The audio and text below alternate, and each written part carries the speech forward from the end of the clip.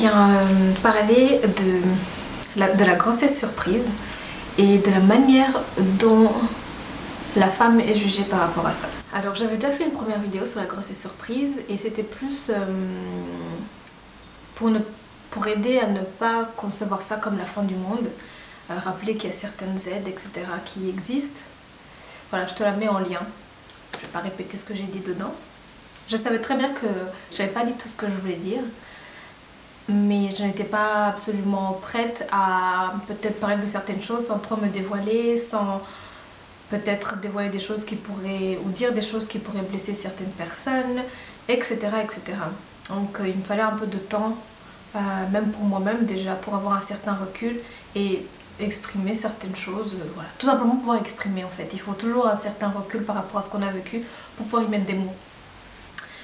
En tout cas des mots qui vont être constructifs.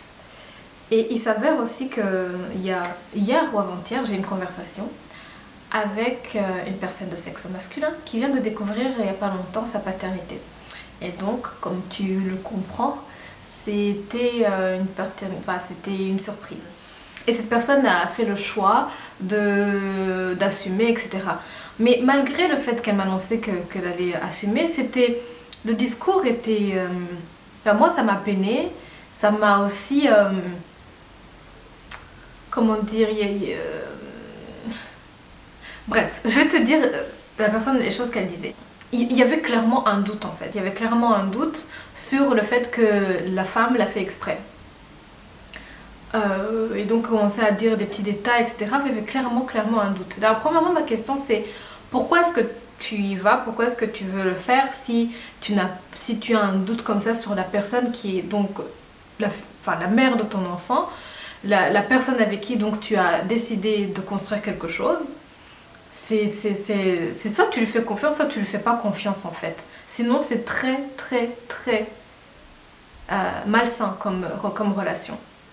Et donc j'ai insisté sur ça dans la conversation, j'ai essayé de faire comprendre à cette personne que c'est vraiment très malsain. Je le sais parce que je l'ai vu et aussi parce que je l'ai vécu. C'est-à-dire que s'il y a un doute sur le fait que la femme l'a fait exprès, en fait, je te parle à toi, homme, garçon qui me regarde, tu vas le lui faire payer. Tu vas lui faire payer d'une manière ou d'une autre. C'est-à-dire que tu auras une espèce de rancœur, une espèce de haine durant un temps plus ou moins long. Et tu seras là parce que c'est ton devoir, parce que c'est pour ta conscience, parce que tu n'as pas envie d'être le mauvais mec de la situation qui abandonne comme encore un autre qui abandonne. Mais au fond, il y a une espèce de rancœur, une espèce de haine envers ta compagne. Parce qu'il y a ce doute qu'elle l'a fait exprès, ce truc que tu te sens piégé, etc.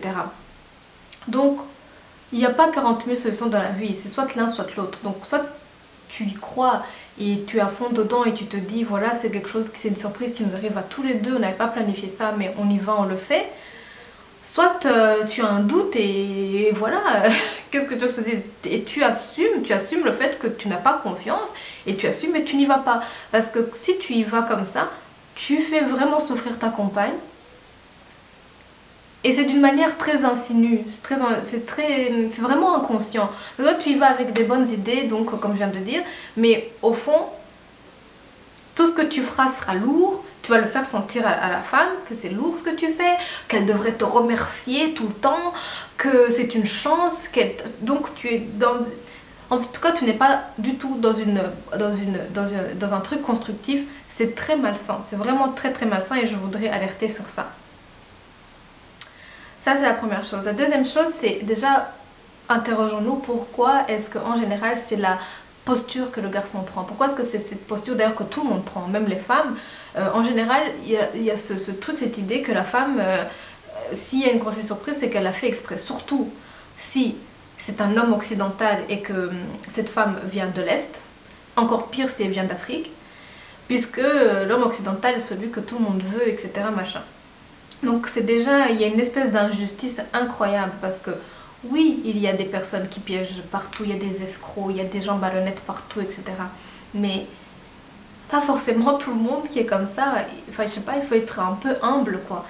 Et en plus, je vais te dire, si tu n'es pas même encore là maintenant, si tu n'es pas encore convaincu par ce que je suis en train de te dire, dis-toi bien que même si la femme, vraiment c'est ce qu'elle a envie, et que son but c'est d'être enceinte, peu importe, tu penses réellement que elle va te choisir toi? Parce que j'ai déjà vu des hommes, et c'est d'ailleurs ce qui s'est passé dans mon cas, des hommes qui sont étudiants, qui, qui vivent chez leurs parents, enfin voilà, qui n'ont rien, hein, disons-le. Bon, si tu me connais, tu sais que c'est pas parce qu'on n'a pas des choses matérielles qu'on n'a rien. Je ne suis absolument pas quelqu'un qui est matériel, tout comme ça, mais voilà, comprends ce que je suis en train de dire. Donc, une personne qui n'a rien, on part du principe donc que la femme, elle veut ce truc-là, elle veut cette posture de la femme qui a des enfants, qui a une famille, etc., etc. Donc, est-ce que tu penses sincèrement que si tu n'as rien comme ça, tu penses que elle va venir se mettre dans une situation pareille avec quelqu'un qui n'a rien? Je sais pas, sois un peu humble et regarde-toi toi-même, quoi. Si elle a ce plan-là de se dire il faut que je tombe enceinte, peu importe, ou c'est la seule manière que j'ai de garder un homme, je sais pas moi, elle va peut-être choisir un homme qui a une situation. Dans mon cas, j'aurais pas été choisir un étudiant qui est en plus plus jeune que moi. J'aurais été choisir, je sais pas, j'ai beaucoup d'amis, de connaissances, des gens avec qui j'ai étudié, des gens qui à ce moment-là avaient fini, avaient une situation, une voiture, enfin je sais pas moi, j'allais pas galérer avec un étudiant qui n'a pas fini, qui en plus a quelque chose aussi, voilà, enfin voilà, il faut un peu relativiser et être quand même réaliste et rationnel. Et sur ça, je vais ajouter le fait que même si la femme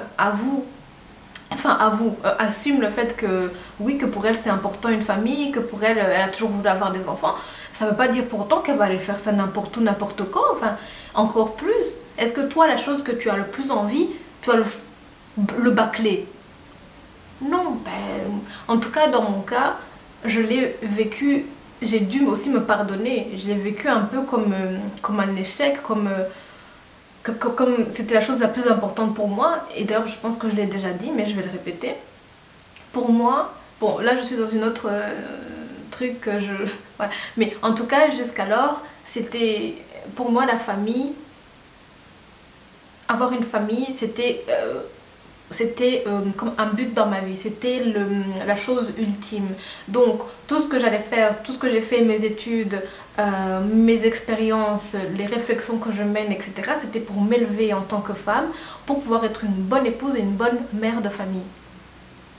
Dans ce sens, le fait que ce soit arrivé à un moment où je n'étais pas prête, où je n'avais pas encore, à mon humble avis, parcouru assez de chemin, eh bien, je me suis culpabilisée beaucoup. Je me suis dit, la chose qui comptait le plus pour moi arrive à un moment où je suis pas prête, à un moment où c'est pas comme je le veux. Donc, si même la femme, elle t'avoue que avoir une famille, qu'elle a toujours voulu être mère, ça ne veut pas forcément dire que voilà, qu'elle t'a piégée ou qu'elle a voulu que ça se passe comme ça, n'importe comment.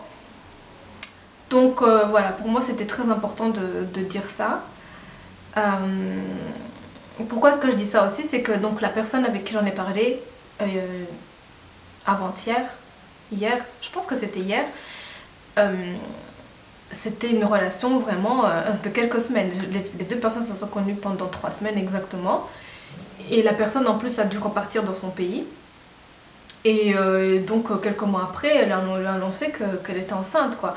Et donc le premier truc c'était de douter, de dire je comprends que ce soit abasourdissant, que tu sois ahuri par la situation, dis-toi l'homme, que tu sois abasourdi par la situation, mais il faut pas forcément aller, c'est très facile en fait, et c'est même naturel de vouloir pointer le doigt, c'est la chose la plus simple, mais n'oublie vraiment pas que vous êtes deux dans cette situation, et que elle aussi ça lui tombe dessus. Et alors l'autre problème aussi, c'est que la femme va l'accepter, en tout cas plus rapidement, et ce sera aussi encore une fois une preuve du fait qu'elle l'a fait exprès. Sinon elle ne le vivrait pas si bien, sinon elle dirait pas c'est le destin, nanana. C'est aussi des choses que j'ai entendues souvent, donc que le fait en fait que la femme l'accepte et le vive plutôt bien, c'est une preuve que bah, tu vois, regarde comment elle est, c'est ce qu'elle a toujours voulu, etc. C'est encore d'une injustice vraiment incroyable, et je vais prendre le temps de t'expliquer pourquoi est-ce que c'est injuste. Il y a une grande différence entre la manière dont ça va être vécu par l'homme et la femme. Pourquoi? Parce que premièrement, c'est la femme qui a le bébé en elle.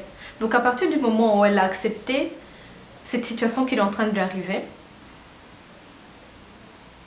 il il faut qu'elle l'accepte complètement. En tout cas, si par après, elle veut être, enfin même à ce moment-là, elle veut être une bonne mère, une bonne référence pour cet enfant et quelque chose de positif pour cet enfant-là, il va falloir qu'elle l'accepte très vite en fait. Il va falloir accepter complètement. Elle n'a pas le luxe, entre guillemets, d'avoir tout ce temps, d'avoir des va-et-vient, d'avoir toutes ces émotions négatives, ce stress, etc.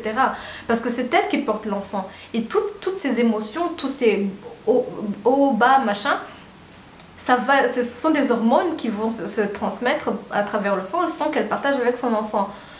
Elle est obligée, entre guillemets, de vivre ce truc de manière sereine et zen.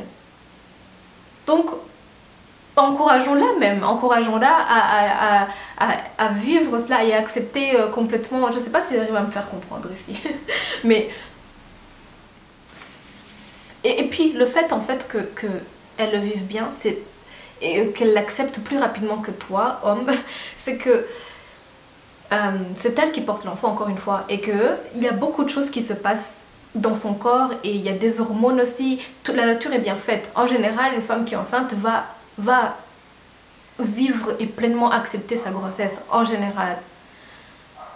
Et tout cela a un sens, tu vois. Il y a des hormones, il y a le fait que l'enfant au fur et à mesure se fait sentir, etc. Et tu te sens complètement habité par ce truc.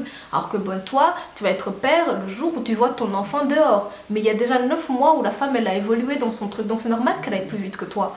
Que ce soit un choc pour elle au début ou pas. Tu vois, tu peux pas la juger sur le fait qu'elle vive pleinement sa grossesse. Heureusement d'ailleurs, heureusement qu'elle y arrive.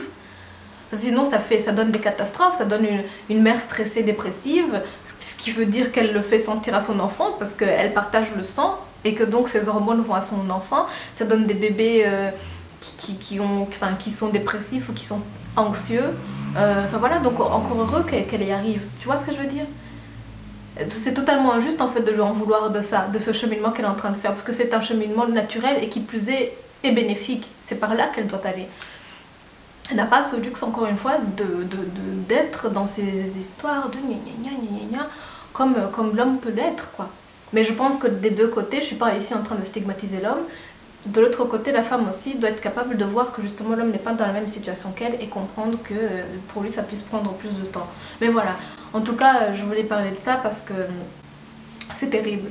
C'est vraiment terrible. Soyons humbles et ouvrons les yeux, quoi. Voilà, imaginons même que nous soyons, nous femmes, la seule chose qui nous drive, qui nous conduit, c'est le fait d'être mère. Est-ce qu'on est si conne que ça qu'on ne va pas pouvoir choisir un homme qui a une meilleure situation, qui a une situation... Voilà, cette femme-là, elle aurait pu choisir un homme qui est dans son pays, dans sa ville. Pourquoi est-ce qu'elle irait choisir quelqu'un qu'elle a rencontré dans un autre pays où elle ne reviendra probablement jamais? L'homme, si même elle le contacte, il peut choisir de disparaître, de ne jamais lui répondre. Enfin, tu vois un peu? Voilà, je pense que c'est tout ce que je voulais dire aujourd'hui.